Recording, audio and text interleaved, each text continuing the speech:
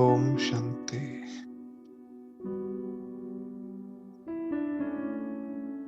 अविनाशी मणि हम आत्मा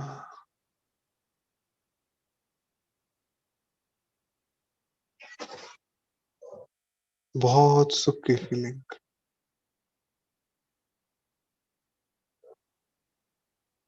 और बाप दादा सम्मुख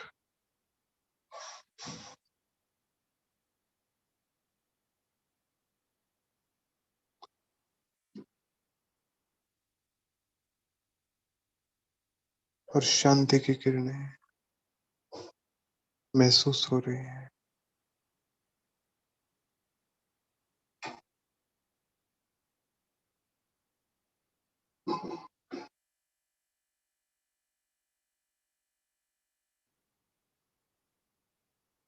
इसी महसूसता में 5 अप्रैल 2023 के साकार महावाक्य के सार रूप में सम्मुख बाप दादा से ही सुनेंगे। एक ये अभ्यास भी हमें बहुत गहरा करना है कि कान चाहे कुछ भी सुने लेकिन बुद्धि केवल बाबा को देखे। अच्छा बाबा, अच्छा बाबा, आप हो, आप ही सुना रहे हो। बाबा से सुनना है। आवाज चाहे किसी की भी हो, बोल चाहे किसी के भी हो, लेकिन हमें तो बाबा से सुनना है बस। किसी की कोई स्मृति नहीं, कोई भान नहीं, कुछ भी नहीं है। एक्ट है बस एक। तो हमें तो डायरेक्टर को देखना है, केवल बाबा को देखना है बस। तो 5 अप्रैल 2023 के साकार महावाक्य।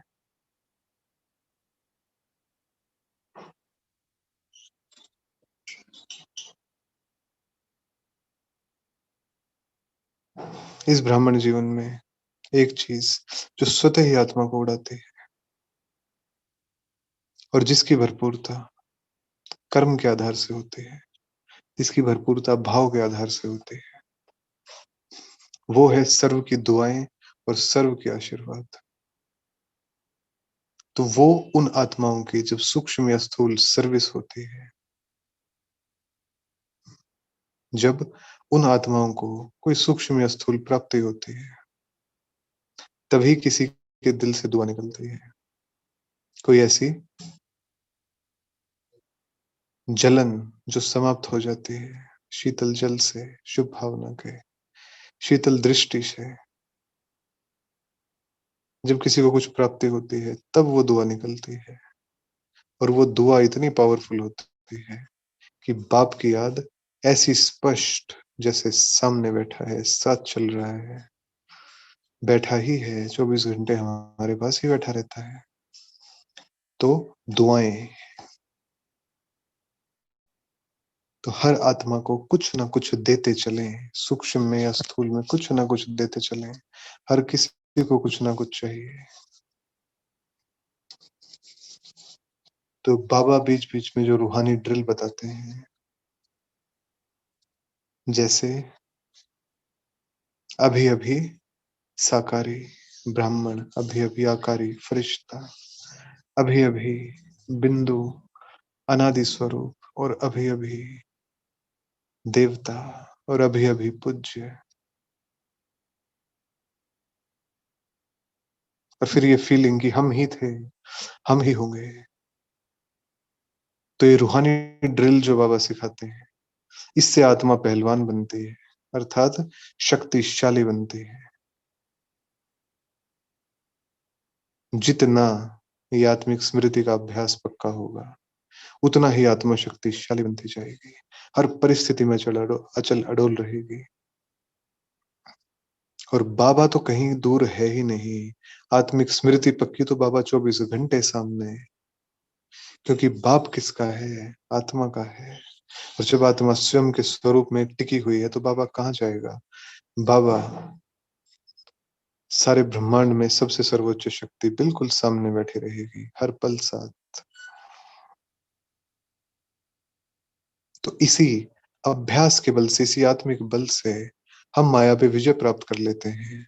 और कर ली है, संकल्प लेंगे सभी, कर लेते हैं नहीं, कर ली है।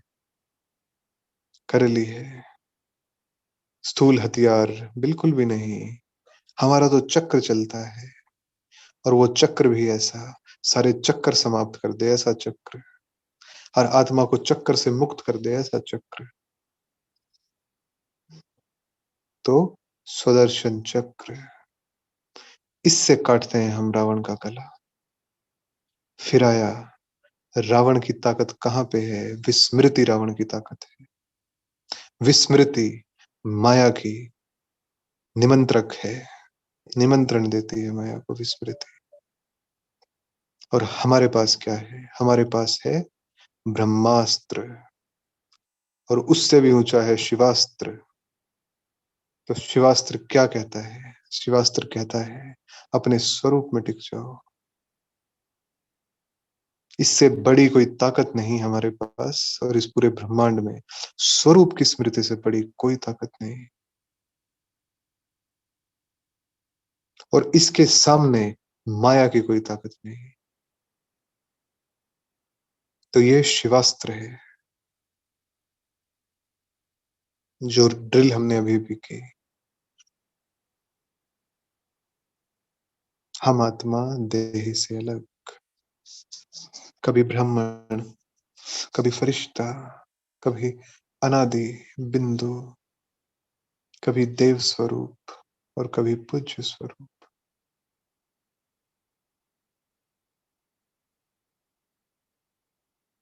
तो इस स्व के दर्शन के चक्र से, स्व दर्शन के चक्र से माया का गला, माया का सर कलम करते हैं हम। तो आ जाएंगे उस नशे में। कौन माया, कैसी माया, हम नहीं जानते। हम तो केवल ये जानते हैं, हमारे चक्र के सामने सब समाप्त है। हमारे चक्र के सामने सब धाराशायी है। आना तो दूर, मुंह तक नहीं उठा सकते। सब समाप्त। आएंगे इस नशे में सुदर्शन चक्रधारी हम।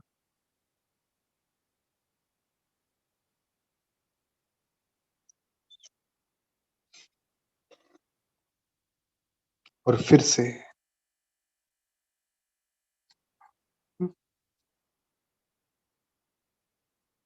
चाहे कोई भी परिस्थिति हो, चाहे कैसी भी बात हो, पहली जो शर्त है ठहरने के लिए कि हम ठहर जाएं उसे, वो परिस्थिति जैसे गायब सी हो जाए। तो पहला और आखिरी अभ्यास यही है। हम आत्मा,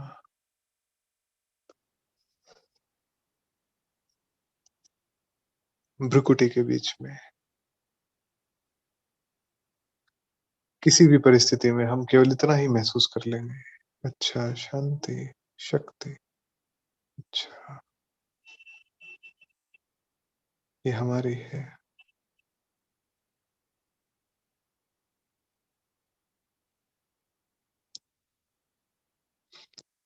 तो ये अभ्यास हमें ठहरा देता है, कोई भी परिस्थिति हो सब भुला देता है। स्वयं से मिले, कितना समय हुआ स्वयं से मिले।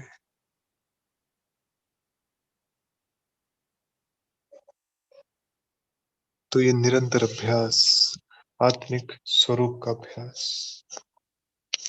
इसी अभ्यास पे ही मदार है सारा। जितना ये अभ्यास पक्का, उतना ही जल्दी मुक्ति और जीवन मुक्ति स्पष्ट महसूस होने लगेगी। जितना ये अभ्यास पक्का। तो बाबा कहते हैं ये बुद्धि की यात्रा है। योग, तपस्या, ये बुद्धि की यात्रा है। स्थूल में तो कहीं जाने की दरकार नहीं है, बस अपनी आत्मिक स्मृति में। क्योंकि वो यात्राएं तो जन्म जन्मांतर की हैं। ये रूहानी यात्रा एक बार होती है, और इसमें भी पंडा बिल्कुल सुप्रीम, शिव बाबा सुप्रीम पंडा, और हम पांडव सेना। तो बुद्धि में यात्रा ही याद रहे, बुद्धि कहीं और ना भटके, यात्रा याद रहे। क्या करना है, क्या होने जा रहा है। हम आत्माओं के प्रश्न होते हैं, होना बहुत कुछ है और विश्वास है कि होगा, लेकिन होगा कैसे? कौन करेगा? तो जब ये बात आती है, तब बुद्धि स्वयं से हटके बातों में लग जाती है, लेकिन हमें उसको रोकना है।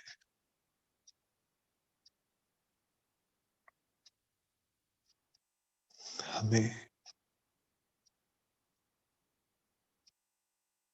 तो होगा, हम ही करेंगे और बहुत, बहुत, बहुत वंडरफुल होगा और बहुत जल्द होगा।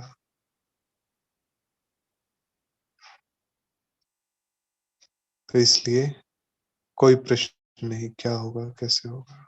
होगा और इतना सुंदर होगा कि मुख से चाहे कोई कितना भी बड़ा विद्वान हो, 1000 भाषाएं जिसने कंठस्थ कर रखी हो, उसके पास भी केवल एक ही शब्द आएगा, वाह बाबा, वाह, वाह वाह ही निकलेगा बस।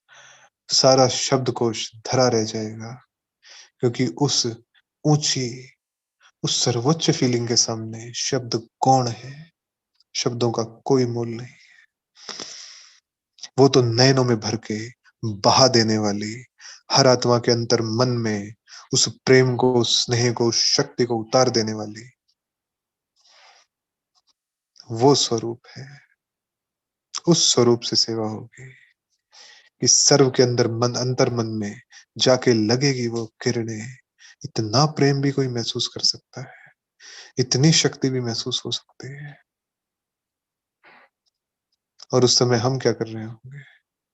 दृष्टि नहीं दे रहे होंगे, हमारा काम नहीं है वो। हम आराम से रिलैक्स होकर आत्मिक स्मृति में बैठे होंगे, बस सामने कौन है, क्या होने वाला है, क्या होगा, होगा नहीं होगा, कोई फर्क नहीं पड़ता। हम तो अपना अभ्यास करने बैठे हैं, बस साथ में ये इतनी सारी आत्माएं। ये स्थिति हो गई। होगा भी सब कुछ, लेकिन करने की फीलिंग बिल्कुल नहीं आएगी। हाँ, देखने की फीलिंग आएगी कि बस हो रहा है और हम देख रहे हैं, फर्क कोई नहीं पड़ेगा। सीन है, चलती है।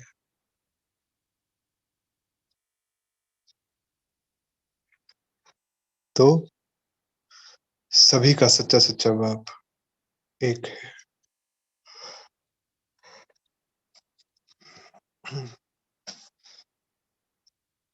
तो वर्षा उसी बाप से मिलता है। लौकिक बाप अलग अलग, हर शरीर के अलग अलग होते हैं। भले ही आत्मा एक हो, लेकिन वो अलग चोले में होती है। तो वर्षा देने वाला एक ही बाप है, एक बाप, पारलौकिक बाप, सत्य चित्त आनंद स्वरूप, जिसका चित्त सत्य से भरा हुआ है और वो आनंदित है। सृष्टि का बीज रूप। तो बिल्कुल अलग महिमा हो गई ना। हम मास्टर बीज हैं, तो विश्व के मालिक लक्ष्मी नारायण की महिमा बिल्कुल अलग है, बिल्कुल अलग। तो आ जाएंगे उस फीलिंग में। श्री लक्ष्मी और श्री नारायण, सूर्य वंश के अधिपति, और इनके नाम के सामने महाराजा महारानी नहीं, विश्व महाराजन और विश्व महारानी लगता है। गद्दियां 8 चलेंगी, लेकिन विश्व का जो टाइटल है वो एक मुख्य गद्दी को ही मिलता है, उसी की पीढ़ियों में चलता आता है। विश्व महाराजन और विश्व महारानी वो कहलाएंगे, बाकी सब महाराजा महारानी कहलाएंगे। मन का मर्तबा भी एक जैसा ही होगा, ऊंच नीच भेदभाव नहीं होगा।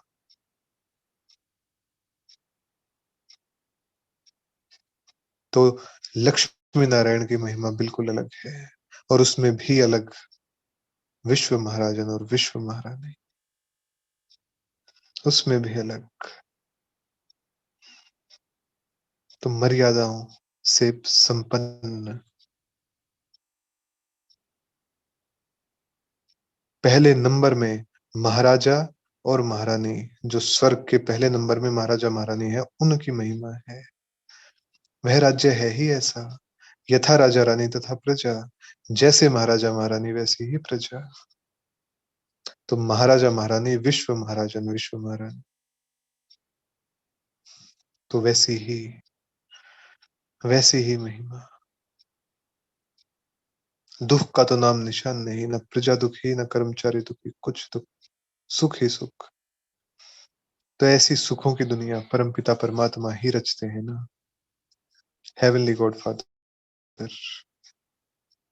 क्योंकि भारत स्वर्ग था जिसमें विश्व महाराजा और विश्व महारानी श्री लक्ष्मी श्री नारायण का राज्य चलता था, 8 गद्दियां चलती थी।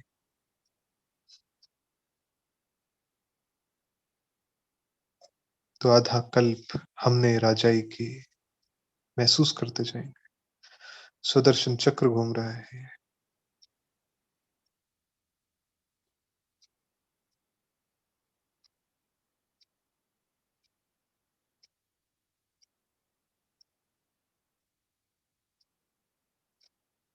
तो महसूस करेंगे उस राज्य को, कि उस राज्य में हमारी राजधानी थी, हम थे विश्व के मालिक।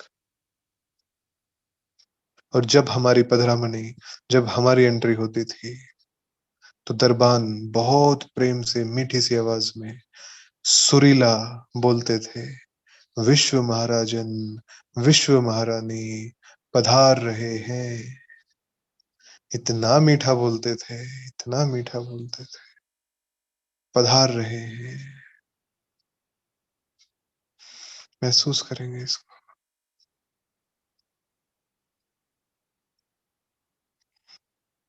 तो जैसे बाप की महिमा बिल्कुल अलग, ऐसे ही लक्ष्मी नारायण की महिमा भी बिल्कुल अलग।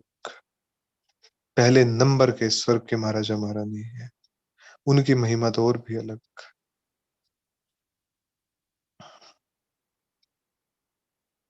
तो जब हमने आधा कल्प राजाई की और फिर उसके बाद गवाया, तो गवाते गवाते बिल्कुल कंगाल बन पड़े।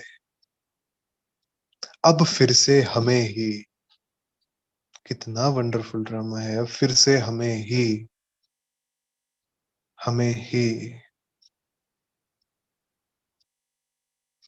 अब फिर से हमें ही क्या मिलता है? राज्य भाग्य मिलता है, और हमें ही हीरो हीरोइन कहेंगे, अर्थात सेलिब्रिटी कहेंगे, ऊंची हस्तियां कहेंगे। तो बाबा ने समझाया कि एक हीरो हीरोइन, फिर उनकी वंशावली। तो तुम सभी हीरो हीरोइन बनते हो, अर्थात सारे विश्व पर तुम विजय प्राप्त करते हो, सारे विश्व पे। तो इस समय हम हीरो हीरोइन का पार्ट बजा रहे हैं, अर्थात संपन्न मूर्ति बन रहे हैं, जिसके दर्शन मात्र से वाह वाह हो जाएगी सारे विश्व में। और हमारा मन भी अंदर ही अंदर बिना बाहर ध्यान दिए खुशियों के गीत गा रहा होगा, बाबा बाबा, खुशियों के गीत गा रहा होगा।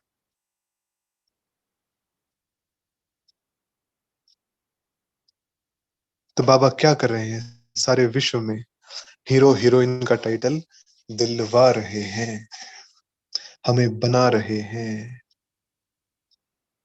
तो यहाँ हम योग बल से स्वर्ग की स्थापना करते हैं।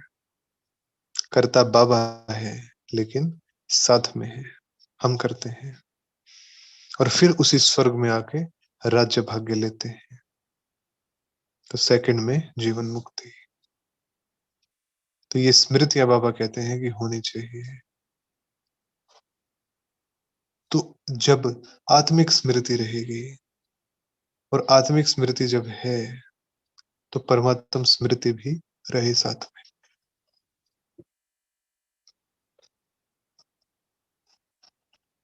तो जब वैसी स्थिति में हम अपने अवचेतन मन को अभ्यासी बनाएंगे उस चीज का, कि अगर ये घड़ी अंतिम हो तो स्मृति कौन सी, तो वही स्मृति सेट करके फिर करनी है, तो अंतमति सोगति हो जाएगी, अंतमति सोगति हो जाएगी।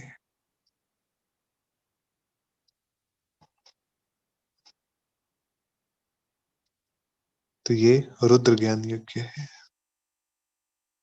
इसी यज्ञ से, अर्थात जब यहाँ के योगी तपस्वी तैयार हो जाएंगे, संपूर्णता को प्राप्त हो जाएंगे, तब इस रुद्र ज्ञान यज्ञ से ही विनाश ज्वाला प्रज्वलित होती है। अर्थात जब यहाँ का परिवर्तन हो चुका होगा, तो स्वतः ही जो जो भी अपना अपना सामान लेके बैठे हैं, उन सब को संकल्प आ जाएगा कि अब कर देना चाहिए।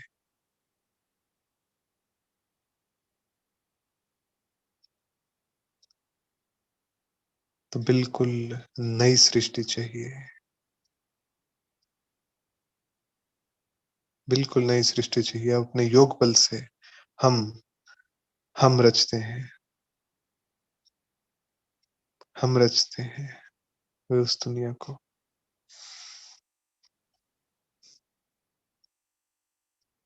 तो बाप और वर्षे को भुला नहीं देना,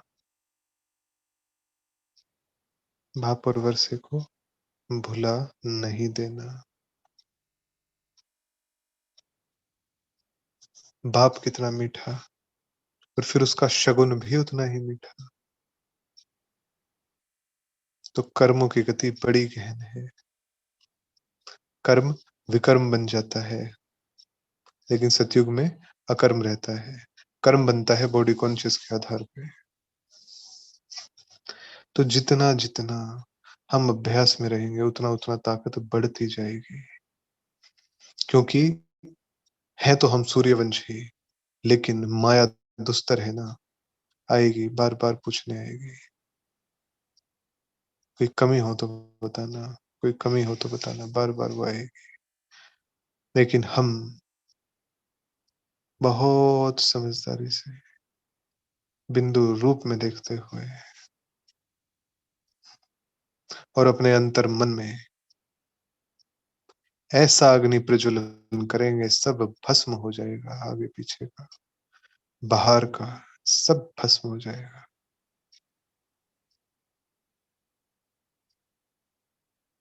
तो यहाँ है माया से युद्ध, माया से युद्ध करनी है। इसको कहते हैं युद्ध स्थल। जो ये इस धरा से अलग अव्यक्त में एक साम्राज्य है, और वहां हमें आत्माओं को फेस करना है, सामना करना है, उसको कहते हैं युद्ध स्थल, रणभूमि।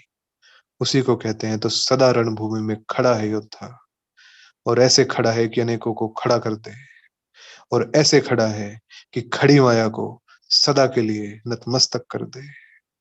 वो योगी खड़ा है। और वैसे ही बाबा के श्रेष्ठ तपस्वी खड़े हैं,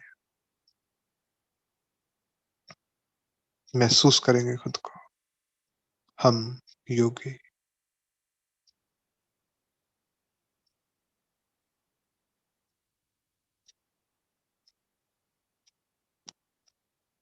हम्म, तो यहाँ तो आत्मा से युद्ध है, माया से युद्ध है, आत्मिक स्मृति की सीट पे बैठकर। तो यहाँ अहिंसा का बल चाहिए, अर्थात शांति का, साइलेंस का बल चाहिए, प्रेम का बल चाहिए। तो पूरा पुरुषार्थ बाप से पूरा वर्षा लेने का करना है। राजधानी स्थापन हो रही है। तो बाबा ने बताया कि त्रेता के अंत तक 16,108 प्रिंस प्रिंसेस हो जाते हैं। तो अंदाजा लगा सकते हैं हम, 16,108 प्रिंस और प्रिंसेस। इसमें 8 हैं मुख्य, 8 रत्नों की बड़ी महिमा है। मनुष्य थोड़े ही समझते हैं इनका राज क्या है। 8 तो पास विद ऑनर होते, बिल्कुल सजा नहीं खाते। बाकी 100 थोड़ी बहुत सजा खाते हैं। बाप कहते हैं बच्चे थक मत जाना, ओ रात के राही, रात के राही, थकना नहीं है, ठहरो, सांस लो। उसमें भी बाबा साथ हो, लेकिन रुकना नहीं है। आधा कल्प की रात अब पूरी हुई है, अब नहीं, अब नहीं। तो घोर अंधियारा जो फैला हुआ है आत्माओं के अंतर, मन पे छाया हुआ है, उस अंधियारे को सदा काल के लिए उजाले, रोशनी में तब्दील करना है।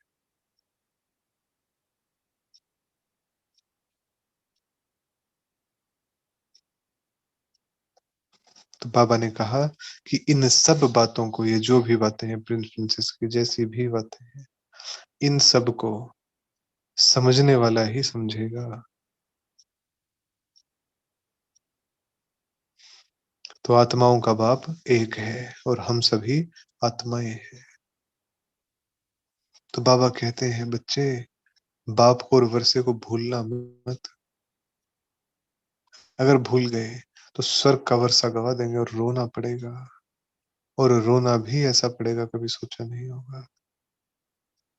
कल्प कल्प की बाजी है और हम है बाजीगर। और हम, हमारे पीछे, हम बाजीगर के पीछे जादूगरी काम करती है निराकार की। सत्य तो यही है। वो दिखाता कुछ और है और खुद ही आके फिर कुछ और कर देता है। खेल है ये। कल्प कल्प ऐसा हुआ है। तो कल्प कल्प की बाजी है। सौदा एक का, 10 का, 15 का नहीं है, सौदा 84 का है। और 84 का जब है तो सौदे में समय भले ही कौन सा हो, संपूर्णता चाहिए। नहीं तो सौदे का कोई मतलब नहीं, अगर बीच में ही हल्का पड़ जाए तो।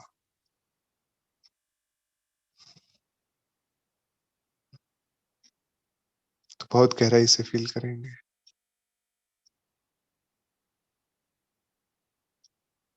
कल्प कल्प की बाजी है। सब कुछ न्योछावर बाबा, सब कुछ न्योछावर। मीठे मीठे सिक्की लदे बच्चों प्रति माता पिता बाप दादा का याद प्यार और गुड मॉर्निंग। रूहानी बाप की रूहानी बच्चों को नमस्ते। हम रूहानी बच्चों की रूहानी बाप दादा को याद प्यार, गुड मॉर्निंग और नमस्ते जी। तो बाबा से वरदान लेंगे और महसूस करेंगे सर पे हाथ।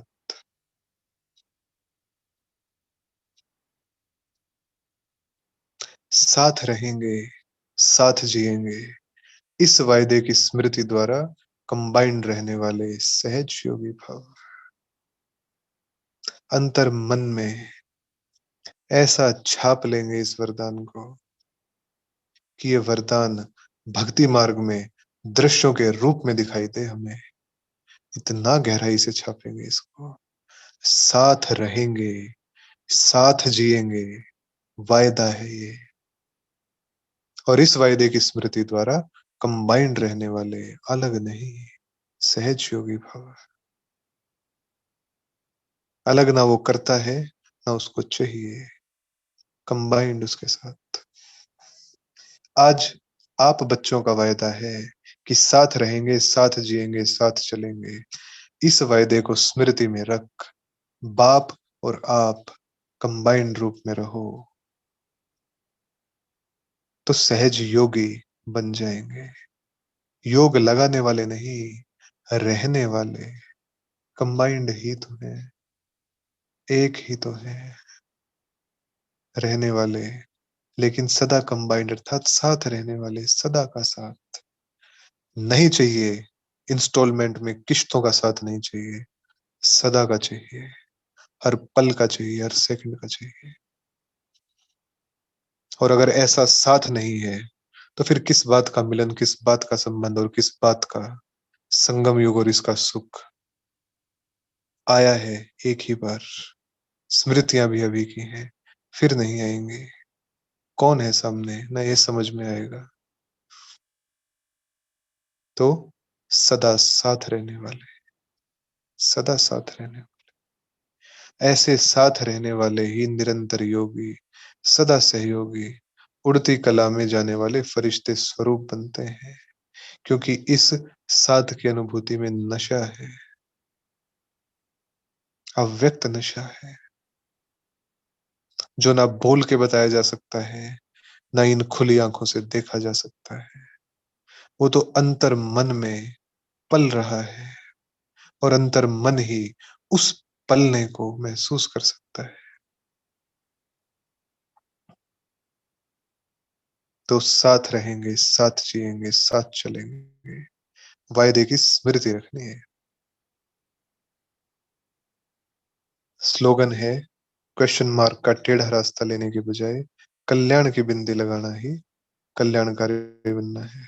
कल्याण की बिंदी लगाते चलो। बहुत अच्छा, बहुत अच्छा। ओम शांति।